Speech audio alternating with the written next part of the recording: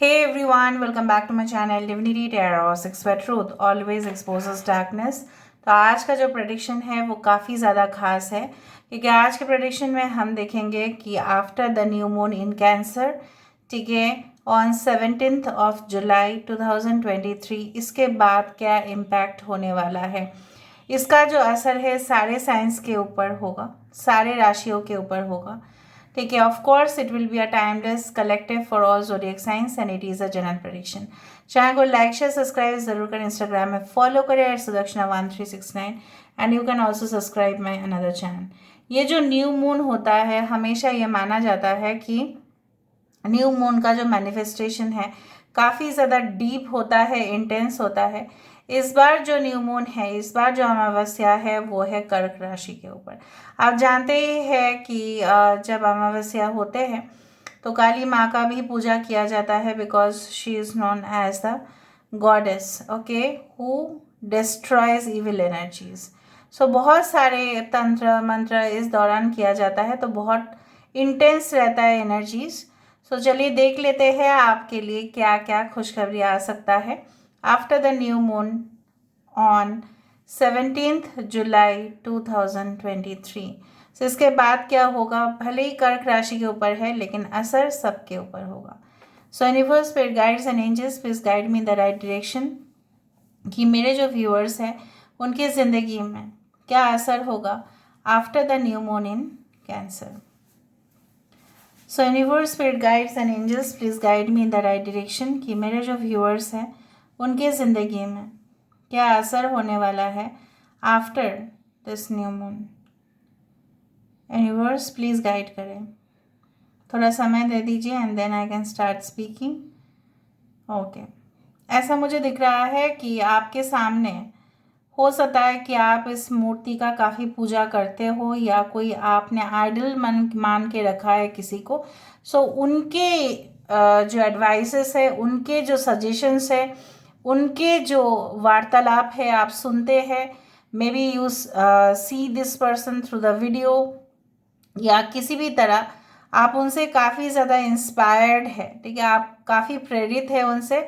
और मुझे दिख रहा है आने वाले समय में after the new moon, okay, I do find like that उनके जो भी एडवाइसेस या सजेशंस आप सुनेंगे, ठीक है, और आप फॉलो करेंगे, उसमें आपका श्योर शॉट सक्सेस होगा। कुछ लोग मुझे यहाँ पे दिख रहा है कि यस आई डू फाइंड, कुछ लोग का इस तरह से मुझे यहाँ पे दिख रहा है कि ऑफ कोर्स आपके जो शादीशुदा ज़िंदगी है उसमें अगर कुछ बोरिंग फैक्टर्स आ चुका था, जहाँ पे आप के लिए लग रहा था कि कोई एक्साइटमेंट तो बिल्कुल नहीं है ज़िंदगी में, एक्साइटमेंट बिल्कुल ख़त्म है, तो वहाँ पे मुझे दिख रहा है उन शादीशुदा लोगों के लिए मैं बोलना चाहती हूँ कि आपके ज़िंदगी में कुछ definitely something very much excitement is coming in your life. इधर तो आप लोग आपको खुद एक दूसरे को मौका देंगे, आप एक दूसरे के साथ कहीं ना कहीं पे ट्रैवल करेंगे। एंड आई डू फाइंड उस दौरान जब आप स्टे करेंगे कुछ जगह पे, जब आप रहेंगे कुछ जगह पे, जब आप दूसरे जगह पे जाएंगे, वहाँ का फूड, वहाँ का कल्चर, वहाँ की संस्कृति, वहाँ का खाना, वहाँ का रहन सहन आपके ऊपर काफ़ी असर करेगा। So I do find 11 is also there. आप देखो यहाँ पे 11 और 11 है, और मैं यहाँ पे क्या बोल सकती हूँ, यहाँ पे 11 तो आ ही रहा है। सो बेसिकली योर, अगर आप शादीशुदा नहीं भी है, so if you are engaged with someone, अगर आप किसी पार्टनर के साथ इन्वॉल्व है, उनके साथ भी आपका जो रिश्ता है, आपकी जो संबंध है, एक लेवलिंग आप मुझे दिखाई दे रहा है, एक नेक्स्ट लेवल तक वो पहुंच रहा है। So I do find like that यहाँ पे yes I do find this things coming towards you and more और लेस आई फाइंड कि कुछ लोग अगर इस तरह से सोच रहे थे कि चलो कुछ प्रोजेक्ट की शुरुआत करते हैं, ठीक है, अगर आपके अंदर काफ़ी ज़्यादा जोश भरा हुआ है, अगर आपके काफ़ी ज़्यादा आपको मिल रहा है मोटिवेशन कि अभी स्टार्ट करो, अभी स्टार्ट करो प्रोजेक्ट का, मैं सब लोगों के लिए नहीं बोल रही हूँ, कुछ ही लोगों के लिए मैं बोल रही हूँ। Maybe I do think so that आपको थोड़ा सा समय, थोड़ा सा वक्त पहले उसको री इन्वेस्टिगेट करने चाहिए, पहले फिर से विश्लेषण करें देखे कि आप उस प्रोजेक्ट के लिए कितना हद तक तैयार है। ठीक है, प्रोजेक्ट तो आप कभी भी शुरुआत करें सही है, but may be you will rush, बहुत आपको हो सकता है हड़बड़ी मच जाए। कुछ लोगों के लिए आपको हो सकता है कि after the new moon you will see success with in a month, एक महीना के अंदर after the new moon you will see success, specially financial success हो सकता है, या any type of new job offers. ठीक है, कोई भी एडमिशन कहीं पे भी हो, कुछ गेट वेज जैसे खुल रहा है, जैसे गेट बंद था लेकिन अभी दरवाज़ा आपके लिए धीरे धीरे वो खोल ही रहा है। ओके, कुछ डिसीशंस, अगर आप मेजर डिसीशंस इस वक्त लेना चाहते हैं, so you can hold for certain time, थोड़ा समय के लिए आप होल्ड कर सकते हैं। आई can find a bird. Okay, इधर इट इज़ अ टैप और उल्टा करके देखें तो इट्स अ बर्ड। एनीवे, अगर ये टैप है तो नल से तो पानी ही निकलता है, सो ओवर इमोशनल सिचुएशन आप फेस कर सकते हैं। मे बी आपकी मूड स्विंग्स हो सकती है, या आपका प्यार किसी के लिए और गहराई में जा सकता है। ठीक है, the love will deepen to that extent, I can find it like that. बहुत ज़्यादा प्यार आएगा आपको उस इंसान के लिए। इवन कुछ लोगों के लिए ऐसा भी हो सकता है कि आपके जो एक मदर साइड है, एक फेमिनिन साइड है, वो ज़्यादा जागृत होगा।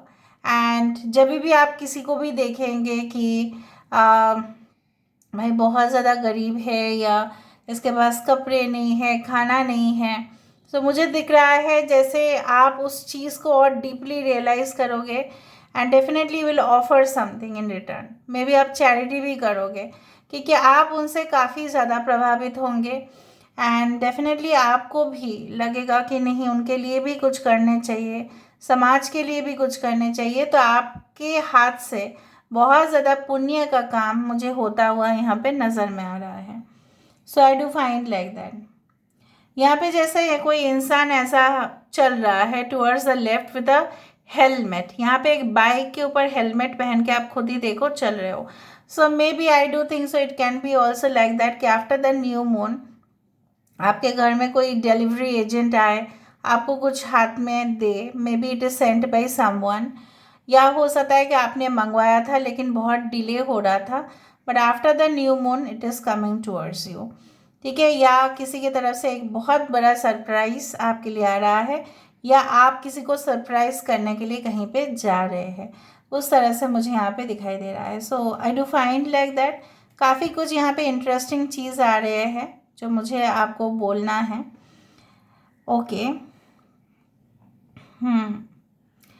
आई can C Virgo, Leo, taurus energy है तो सारे साइंस के लिए, बट ये सारे साइंस प्रोमिनेंट है। Okay, so I do find कुछ लोगों के घर के आसपास कोई पेट्रोल पंप या फ्यूल रिफिलिंग सेंटर हो सकता है, आपके घर के नज़दीकी हो, आई डोंट नो। ओके, या आपके घर के आसपास कुछ तालाब है जहाँ पे छोटे छोटे, अभी अभी कुछ समय पहले हो सकता है छोटे छोटे डक्स वहाँ पे आए हैं। ओके, डक्स के बच्चे जो है ducklings. Okay, alright, so I do find like that यहाँ पे बार बार मुझे यहाँ पे ये दिखाई दे रहा है कि